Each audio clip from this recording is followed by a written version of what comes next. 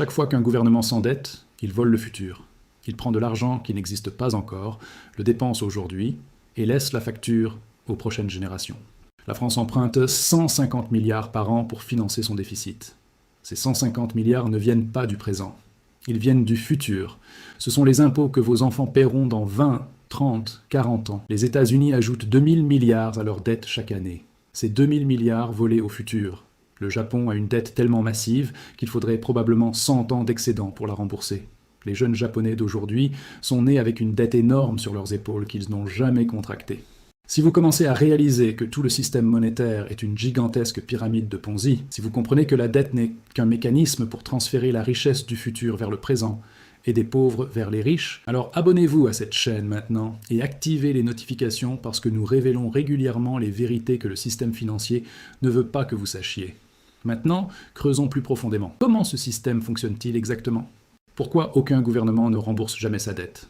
Voici le mécanisme. Un gouvernement a besoin de 100 milliards pour fonctionner cette année, mais il ne collecte que 80 milliards d'impôts. Il a un déficit de 20 milliards. Que fait-il ? Il émet des obligations, des promesses de payer dans le futur avec intérêt. La Banque centrale achète certaines de ces obligations en créant de l'argent de rien. Les banques commerciales en achètent d'autres. Les fonds d'investissement en achètent. Les gouvernements étrangers en achètent. Le gouvernement reçoit ses 20 milliards et peut fonctionner. Mais maintenant, sa dette a augmenté de 20 milliards plus les intérêts. L'année suivante, il a toujours un déficit. Mais maintenant, il doit aussi payer les intérêts sur la dette de l'année dernière. Alors il emprunte encore plus, 25 milliards cette fois. Sa dette augmente encore, et le cycle continue, année après année, décennie après décennie. La dette ne diminue jamais. Elle augmente continuellement. Et voici pourquoi c'est mathématiquement impossible à rembourser. Pour rembourser la dette, un gouvernement devrait avoir des excédents massifs pendant des décennies. Cela signifie collecter beaucoup plus d'impôts qu'il ne dépense.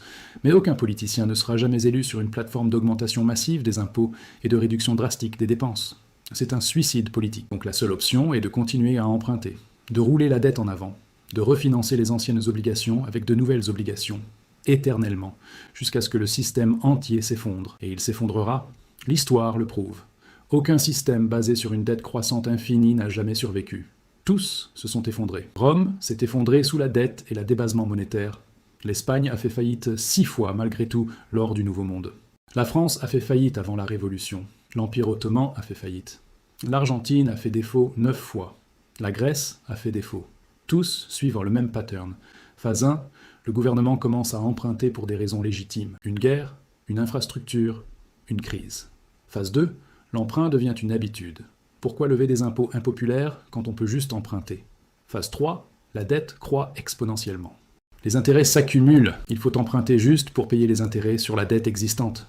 Phase 4, la confiance commence à s'éroder. Les créanciers deviennent nerveux.